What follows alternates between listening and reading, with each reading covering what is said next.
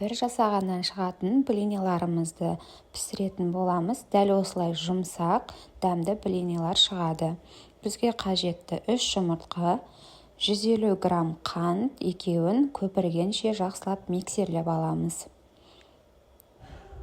Әппақ массаға ену қажет, және де үстіне 250 грамм сүтімізді құямыз.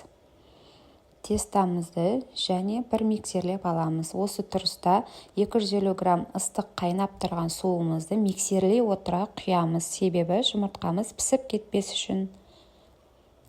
Міне осылай көпіргеннен кейін үстіне 250 грамм ұнымызды саламыз және бір келкі теста болғанша, іртіктері кеткенше миксерлейміз.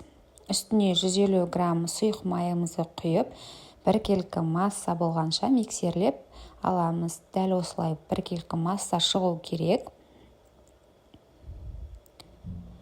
Блиницамызды бір майлап аламыз. Үстіне тестамызды құямыз. Міне дәл осылай бір келкі әдемі масса шыққан. Жан жағы осылай қызарған соң астын аударатын боламыз. Оттың жылдамдығын орташа жылдамдыққа қойдым. Міне жан жағы қызарып, асты қызарғасын, келесі бетін аударамыз. Міне дәл осылай. Маған подписация жасап, лайк баса кетіңіздер. Қазақ қыздарыңыздың аудиториясын қолдай кетіңіздер. Дәл осылай жалғастыратын боламыз. Өте дәмді, өте жұмсақ блинилар шығады.